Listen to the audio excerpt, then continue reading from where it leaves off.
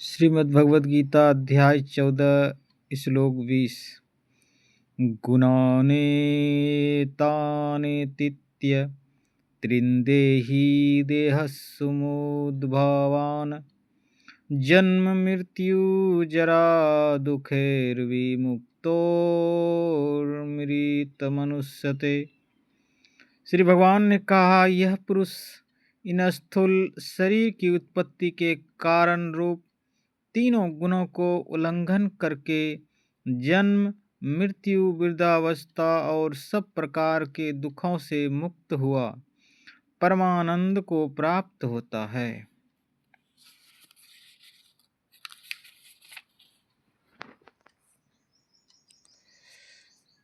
अर्जुन उवाच कैर्लिंगे स्त्रीगुणानेतानतीतो भवति प्रभो किमाचारः कथं चेतास्त्रीगुणानात्मति वर्तते। इस प्रकार भगवान के रहस्युक्त वचनों को सुनकर अर्जुन ने पूछा, हे पुरुषोत्तम, तीनों गुणों से अतीत हुआ पुरुष किन किन लक्षणों से युक्त होता है और किस प्रकार के आचरणों वाला होता है, तथा हे प्रभु, मनुष्य किस उपाय से इन तीनों गुणों से अतीत होता है। श्री भगवान उवाच प्रकाशम च प्रवृत्ति च मोहमेव च पांडवः न द्वेष्टि संप्रवृत्तानि न निवृत्तानि कांक्षति।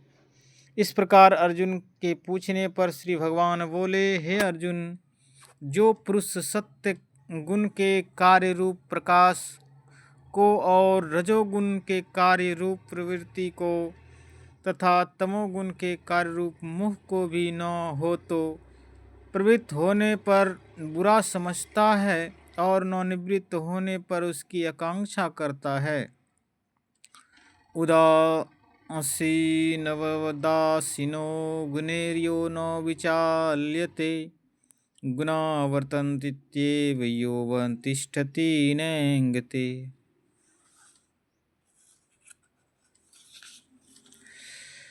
श्री भगवान ने कहा, तथा जो साक्षी सदृश स्थित हुआ गुणों द्वारा विचलित नहीं किया जा सकता है और गुण ही गुणों में वर्तते हैं, ऐसा समझता हुआ जो सच्चिदानंद घन परमात्मा में एक ही भाव से स्थित रहता है एवं उस स्थिति से चलायमान नहीं होता, सम दुख सुख स्वस्थ समलोष्टास्मकाश्चनः तुल्या प्रिया प्रियो धीरस्तुल्य निंदात्मसंस्तुतिः।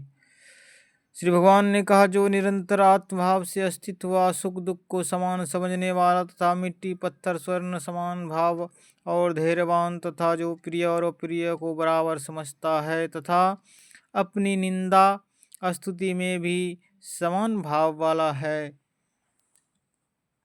मानापमान्यो तुल्यास्तुल्यो मित्रापृक्ष रिपक्षियो सर्वापरम परित्यागी गुणातीत स उच्यते। श्री भगवान ने कहा, जो मान और अपमान में सम और एवं मित्र बैरी के पक्षों में सम है, वह संपूर्ण आरंभ में कर्तापन के अभिमान से रहित हुआ पुरुष गुणातीत कहा जाता है।